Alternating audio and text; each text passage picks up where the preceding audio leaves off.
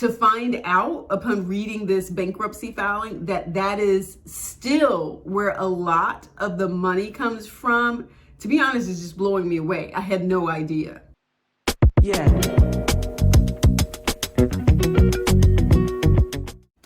Hi, my name is Sheila. In this video, we're going to be going behind the scenes to take a look at Alex Jones' bankruptcy filing. There's some information in there that might give us a little bit more insight into the way his business has been set up and how the money has been flowing through people's and businesses' hands. We are going to be looking at his actual bankruptcy filing for Free Speech Systems, and I think this was filed July 29, 2022. There are actually 80 pages. That's a lot, but it's not a lot in terms of a business. This is very different from a personal bankruptcy filing. At the very beginning, you will see the voluntary petition for non-individuals filing for bankruptcy. You see the debtor's name here, some of the information about the address, and I'm just going to give you some of this background, but we're going to jump to the relevant information about the business. Let's just hit on some of this first. Type of debtor, this is listed as a corporation, so it's going to include either an LLC or an LLP under that particular checkbox. Then you have, let's see, other things. Okay, of course, this is a Chapter 11 because this is a business bankruptcy. There's some information here on whether or not there have been bankruptcies in the past. Don't see any of that. We're going to scroll through. It's going to talk here about the estimated number of creditors. So you see that's between 50 and 99. Of course, as you know, with a bankruptcy filing, all of the creditors get notification. And then, of course, at the very end, you see here, list of equity security holders. Well, Alexander E. Jones, which is Alex Jones, common equity, 100%. Let's scroll down to the facts so that we can find out a little bit more about how this all got set up. We're not going to go through all of his little declarations there. We're actually going to scroll down to this part that says, this is the section that's going to give us the relevant facts and procedural background on Free Speech Systems LLC. Starting with paragraph 11. Born in 1974, Alex Jones is the son of Carol Jones, a homemaker, and David Jones, a prominent dentist. Jones moved from Dallas to Austin as a teenager. In the early 1990s, Austin was a dirt cheap home to artists, musicians, and sign makers. According to Shannon Burke, a local talk radio host, the perfect incubator for Alex Jones. It's that libertarian and weirdness blend that wouldn't have worked had he been born in Milwaukee. Austin Public Access, the TV station where Jones got his first big break, showcased that weirdness. In the 1990s, ACTV was wild and unmoderated, like the YouTube of its time. Brian Blake, the station's longtime producer and IT director, explained. For Jones, then just out of high school, it was a huge opportunity, a chance to spend an hour in front of the camera saying pretty much anything he wanted to say, anything he wanted to Austin's night owls. From his first broadcast, Jones targeted the threat of the New World Order, which he had first encountered in the book None Dare Call It Conspiracy, discovered on his father's bookshelf. His earliest monologues were stark and raw. Jones would deliver his monologues from a bare table, surrounded by stacks of newspaper, and often fumbling his words, kind of like I'm doing here. But the message and the intensity were indistinguishable from the Jones on the air in 2017. Jones was a modest public access success. So now we have the background of how things all got started for Alex Jones. Down in Austin, different kind of setup than maybe some other parts of the US, where he was able to pull off this sort of, hey, it's just bare bones, I'm just gonna give you what I'm thinking straight off the top of my head, and that's what you're gonna get. And so it was probably him presenting what sounds like to me as I read this, just a very authentic personality. However, there's this book in here. I've never heard of it, so therefore I haven't read it. Can't tell you what it really is about, but it sounds like from this that it may have impacted and influenced his viewpoints and his perspectives on some things. But this last piece that says Jones was a modest public access success, well, I don't know if that was supposed to be a good statement or a bad statement. Like, I don't know how to read that, because it's very hard to be like a success on public access TV. Do you know what I mean? It's not something where people are going, oh my gosh, did you guys see his public access TV show last night? Like, when he shows up, people want to take pictures with him. So maybe he did become that kind of celebrity because of what he was doing. I don't know. So I'm not really sure what this statement is supposed to mean. If it's supposed to mean people were actually starting to watch and listen to him. I think that's what it's trying to get at. All right, back into paragraph 15. Alex and his father then found an opportunity in 1996 for Alex to do a talk show on the Austin talk radio station, KJFK FM. He started hosting a show called The Final Edition. To secure Jones a spot on the station, Jones's father became his son's first on-air advertiser. The show lasted for 3 years. We love it when we get family support, right? I always love it when my family support me with my endeavors. Paragraph 16, Alex Jones was a natural.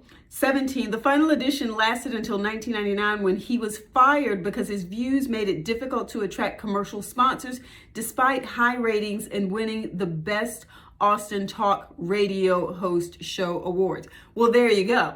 Okay, so let me clean this back up a little bit. It sounds like the whole public access TV thing really was a success in terms of not just public access, because a lot of people don't watch public access TV, but apparently it was enough to move him in a position where he was able to get a spot on a radio show.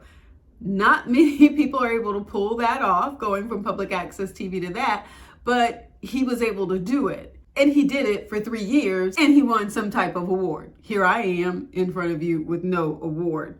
Here's the thing though, in the end, it really comes down to dollars and cents for any business, whatever that business model may be. In this case, it's advertisers. So even if you have lots of people calling into your show, people seeing you on the street telling you they love your show, if advertisers are not willing to be associated with your show because of what you're saying, or possibly how you're saying it, who you're talking about, the viewpoints that you're sharing, it's going to be hard to keep your presence on that show, because bills have got to be paid, and the owners are going to be saying, wait, we can no longer get advertisers for your show. So I don't know that this is going to continue to be a good relationship for both of us. So it sounds like this may have become an issue. Upon being terminated, Alex Jones immediately set up an ISDN line in his house and began independently broadcasting via Infowars.com and national syndication by Genesis Communications to AM, FM, and shortwave stations. When Jones started broadcasting on the radio in the late 1990s, he closely followed the talk radio playbook. He built a large and devoted audience of far-right conspiracy theory believers. He sold radio advertising, videos, books, and t-shirts. From there, he expanded by establishing a website, making and selling his own conspiracy-oriented documentary films, and then launching PrisonPlanet.tv, a subscription-only streaming video service that offered instant access to the films. Alex's syndication soon reached almost 100 stations. The predecessor operator of FSS, and this is Free Speech Systems, the predecessor operation of FSS in 2004 was an operation with just a handful of employees.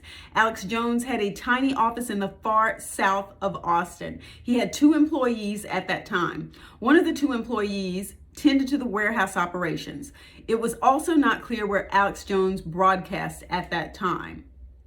Paragraph 21, as his business grew, Alex formed FSS in November 2007 to support his various family business opportunities. Getting into broadcasting had been a family idea, and running a business associated with his radio broadcasting continued to be a family business.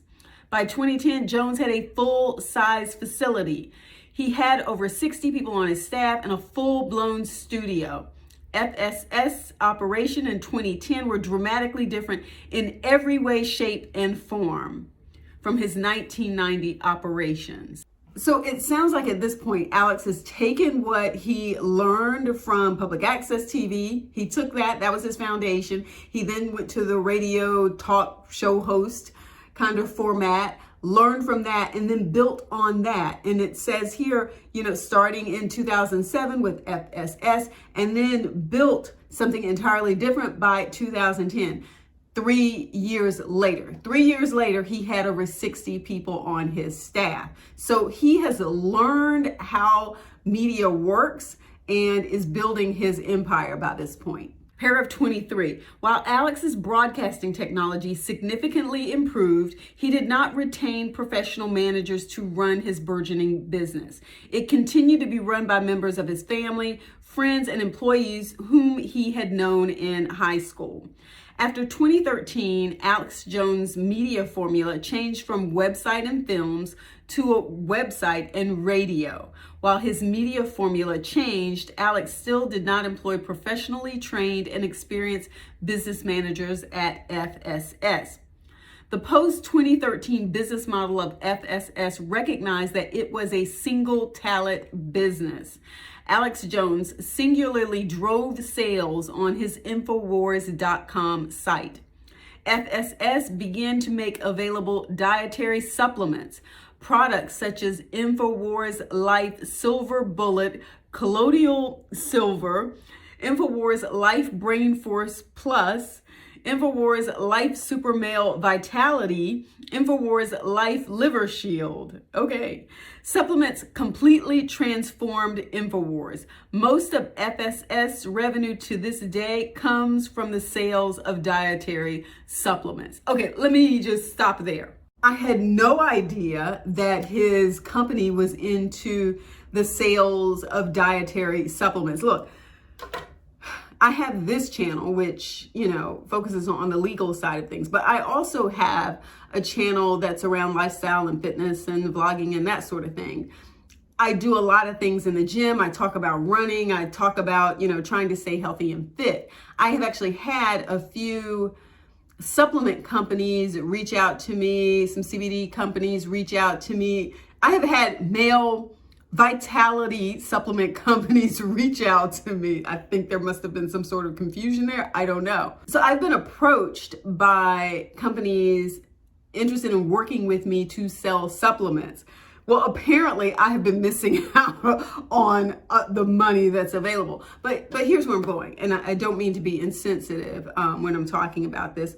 People want to be healthy and fit, okay? It makes sense that if you have an audience who is listening to you, who you have been able to build a relationship with, and they now trust you, they start to trust you on a lot of levels, on a lot of topics that maybe you don't even necessarily have the expertise on, because they feel like they've developed this relationship with you, and that, hey, maybe I can talk to him just like I could talk to my brother, my friend, my uncle. There is this relationship there. To find out upon reading this bankruptcy filing that is still where a lot of the money comes from, to be honest, is just blowing me away. I had no idea. Let's head on into paragraph 26. Alex Jones's show is syndicated by the Genesis Communications Network. Instead of charging syndication fees to radio stations, GCN uses what is called the barter model. GCN offers the content for no cost, and in exchange, GCN reserves the right to sell national advertising against the programs, generally 4 minutes per hour. All right, under B, present business of free speech systems. So now it looks like maybe we're moving forward. Paragraph 27, FSS is presently engaged in the business of producing and syndicating Jones's radio and video talk shows and selling products targeted to Jones's loyal fan base via the internet. Today, FSS produces Alex Jones's syndicated news talk show, The Alex Jones Show, from Austin, Texas. Airs via GCN on over 100 radio stations across the United States and via the internet through the website Infowars.com. On its Infowars.com website today, FSS makes available to customers dietary supplements, including Bod-Ease, krill oil, Ultimate Fish Oil, DNA Force Plus, Vitamin D3 Gummies, Ultimate Immune Support Pack, Pollen Block, and other health products, including Tea Tree Shampoo. The website also has available books, t-shirts, and other products, non-supplements. Jones advertises during his radio talk show. The vast majority of FSS revenues comes from the sale of supplements, which have traditionally been supplied by or contracted for by PQPR, an affiliated entity described below. As of July 15, 2022, FSS employs a workforce of 58 individuals, the majority of whom have a direct reporting relationship to Alex Jones.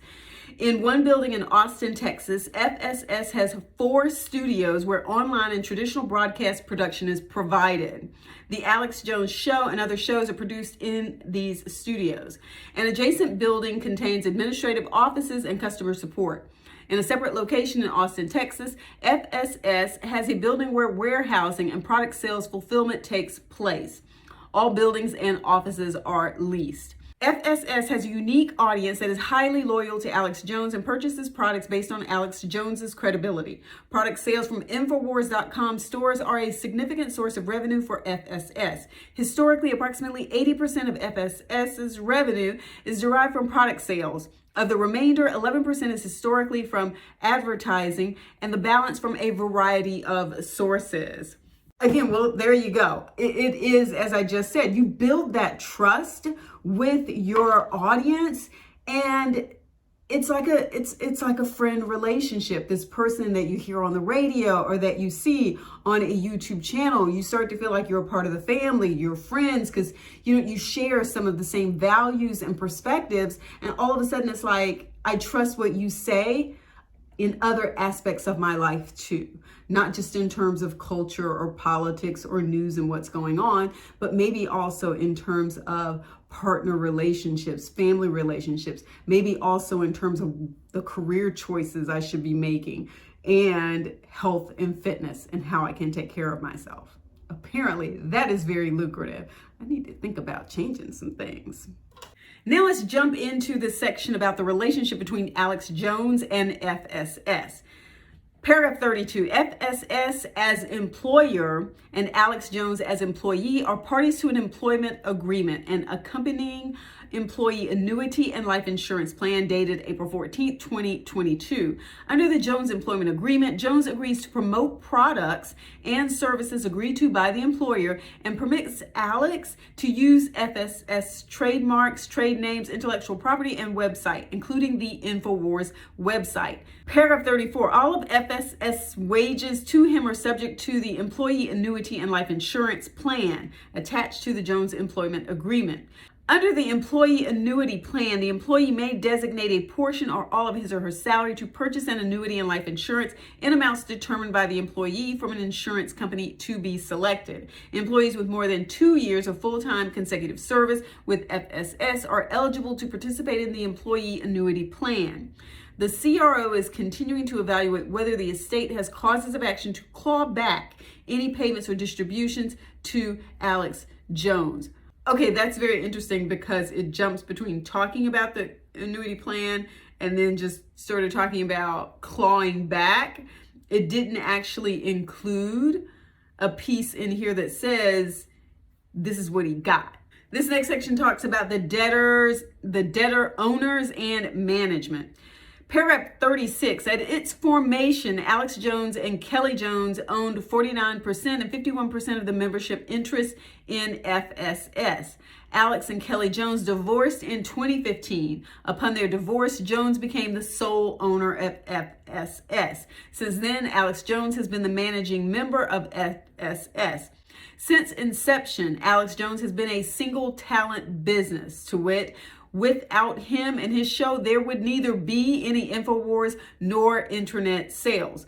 Unfortunately, Jones failed to bring on board the necessary management skills to manage what was once a small family business, but had become a $70 to $80 million a year enterprise. Jones and his employees continued to run the business with an inverted T structure. where essentially everyone reported to Alex as though it was still a family business. Since May 19, 2022, FSS has retained Schwartz as its chief restructuring officer. Remember earlier, the CRO is the one that's looking at whether or not there's a clawback, and this is Mr. Schwartz. With broad powers to review the company's past financial performance, analyze the condition of FSS books and records, and evaluate whether FSS is a business that can be reorganized. LLC was retained to perform various accounting and forensic work associated with his mandate. Again, and what you hear here is this piece about him being like, he's it. Infowars is him and he is Infowars. They are one in the same. Paragraph 41. In addition, FSS retained Jerry Shelia, as FSS business manager. He has been parachuted into FSS office in Austin to take over FSS accounting and financial functions and work with Schwartz and LLC to A, implement viable accounting and financial management functions, B, implement sorely needed internal accounting controls, and C, establish uniform accounting expense and personnel policies. With a BBA in accounting from the University of Houston and a JD from the University of Houston Law Center, Schultz has over 20 years experience in providing business, operational, financial consulting to businesses and as a CFO and CEO of businesses in the oil and gas, production, and construction industries. Paragraph 42, the preliminary conclusions reached by me about FSS are: A, although FSS had a controller and 2 bookkeepers, the 2021 general ledger had not been completed and the books have not been closed, and almost no transactions have been recorded in the 2022 general ledger.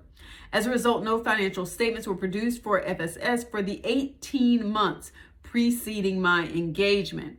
LLC found no bank reconciliations for 2021 or 2022. B, FSS personnel expressed no criticism of not receiving any financial reports to assist them in managing their functional responsibilities, and in fact appear to be unaware of the management information available to them from timely prepared and detailed financial statements and analyses.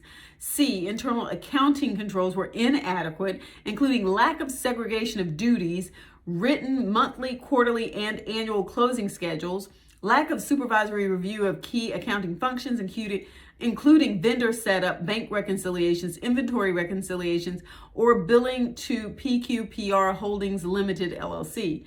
Invoices, D, invoices from PQPR for payment for product it had acquired and sold to FSS were not paid or not paid in full, resulting in a liability to PQPR in excess of $50 million. Let's go back. Let's pull this back up. Remember, I told you who PQPR was. That was the whole thing. That was where the money was coming from. Wait a second. Let me find this. Paragraph 29 on page 6, the vast majority of FSS revenues comes from the sale of supplements, which have traditionally been supplied by or contracted for by PQPR, an affiliated entity described below. So what they are now saying is, because there was this lack of professionalism within the organization. Remember, it started out as a sort of family business, and now it's grown to this multi-million-dollar empire. It sort of stayed, operating in a functional standpoint as a family business, and they just didn't have the professionals coming in. So there was no one really putting out these monthly and quarterly and annual financial statements like they should have been. And so in the end, you get to the end here and you find out that yes, PQPR is the entity which, where the supplements are coming from. However, it says in D, the very last thing on page 9, invoices from PQPR for payment for product that it had acquired and sold to FSS were not paid or not paid in full, resulting in a liability in excess of $50 million. That's one of the headaches you can have when you have these companies that are interrelated like that. Think about it. If this was an arm's length transaction, if these businesses were not affiliated at all, and this was an outside entity, do you think that $50 million a company would have been just letting it slide and say, well, I guess they'll send it to us eventually. Oh, well, I guess we'll eventually get it. No, they would have been in court a long time ago. This would have been paid a long time ago. But it just tells you how the company sort of outgrew him and his expertise in terms of professional management. He needed to bring in a team. That's not what he did. But we do see how the flow of money was coming in and how it wasn't quite going out. So now, this is the last thing we're going to talk about in this video. We're going to save some of this for another video because there's just so much to learn here.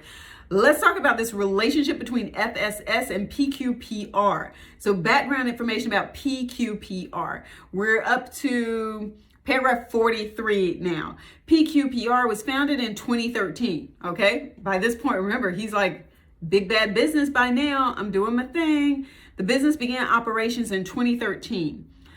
Paragraph 44, PQPR is engaged in the online sale and marketing of primarily nutritional supplements, which it sells under its own label, as well as acquiring nutritional supplements for FSS, which it markets under its Infowars label. PQPR also advertises its products exclusively through FSS, the Alex Jones Show, for which it receives a bulk discount. PQPR also sells outside the FSS Alex Jones Show channels. I'm just going to be taking a lot of breaks here. Let's sort of break this down. PQPR, acquiring all of the nutritional supplements here. They're selling it through its own label and then also selling through the FSS Alex Jones Show. PQPR is managed by David Jones. Alex Jones is not a manager of PQPR. The current owners and their ownership interests in PQPR are as follows. So PLJR Holdings